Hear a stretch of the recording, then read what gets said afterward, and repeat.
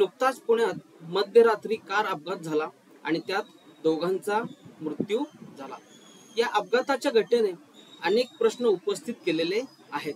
मी या विषयाबरोबर बदललेल्या जीवनशैलीबद्दल बोलणार आहे आणि काही तथ्य समोर आणण्याचा प्रयत्न करणार आहे। घडलेली घटना अत्यंत दुर्दैवी आहे आणि ती घडायला नको होती। मुळात आपण असे म्हणू शकतो की पालकत्वाच्या काही समस्या आहेत की ज्यामुळे अशा प्रकारच्या घटना घडत आहेत। पालकांनी त्यांच्या अल्पवयीन मुलांना रात्री उशिरा घराबाहेर राहण्याची, मध्यरात्रीपर्यंत दारू पिण्याची आणि दारू पिऊन कार चालवण्याची परवानगी द्यायला नको होती। आपली मुले कुठे आहेत, ते काय करत आहेत, ते कुठे जात आहेत, त्यांना कोणत्या प्रकारचे मित्र आहेत, त्यांच्या आयुष्यात काय घडत आहे इत्यादी गोष्टींवर लक्ष ठेवण्यास पालक पूर्णपणे अपयशी ठरलेले आहेत। पालक या नात्याने आपण आपल्या मुलामुलींच्या बाबतीत अधिक सावध असले पाहिजे। व्यवसाय, पैसा, काम, संपत्ती, मालमत्ता हे महत्वाचे आहे, पण आपल्या मुलामुलींपेक्षा ते जास्त महत्वाचे नाही। बघा, एक चूक त्यांना कुठे घेऊन गेली। मुलाला आणि त्याच्या संपूर्ण कुटुंबाला आयुष्यभर शिक्षा आणि पश्चाताप होत राहील। जीवन त्यांच्यासाठी सामान्य जीवन असणार नाही। एका घटनेने त्यांचे संपूर्ण आयुष्यच बदलून टाकले।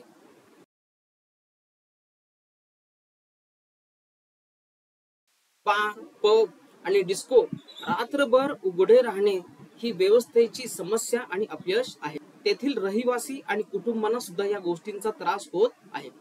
तक्रारीचा परिणाम म्हणून तात्पुरती उपाययोजना केली जाते आणि काही काळानंतर गोष्टी पुन्हा सुरू होत आहेत। जे समाजासाठी बेकायदेशीर आणि अयोग्य आहे ते थांबवले गेले पाहिजे। पोलीस व इतर यंत्रणांनी जागृत राहून कर्तव्य बजावले पाहिजे आणि जर कोणी कायद्याच्या विरोधात जात असेल तर त्यांना रोखले पाहिजे।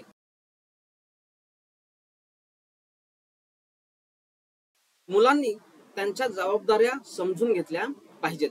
त्यांनी प्रथम त्यांच्या सुरक्षेवर लक्ष केंद्रित केले पाहिजे। घर, शहर, राज्य आणि देशाबाहेर राहण्याचा अर्थ असा नाही की ते त्यांच्या स्वातंत्र्यासह काहीही करू शकतात। स्वातंत्र्य सकारात्मक पद्धतीने घेतले पाहिजे आणि योग्य गोष्टींसाठी वापरले गेले पाहिजे। या घटनेत हे जोडपे रात्री उशिरा तिथे नसते तर हा अपघात होऊन मृत्यू झाला नसता।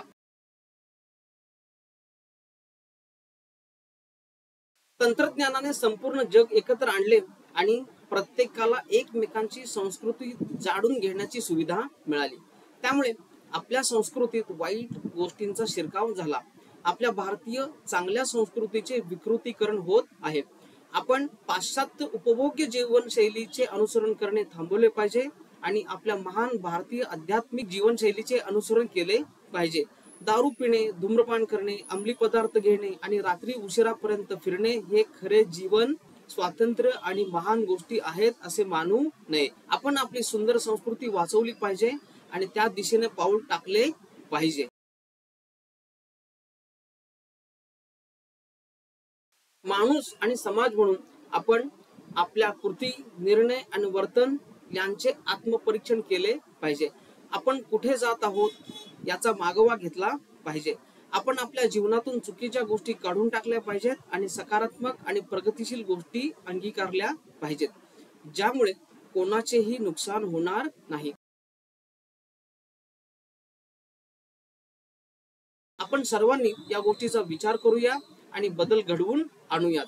आता इथेच थांबतो। पाहत रहा नॉलेज सेंटर। धन्यवाद।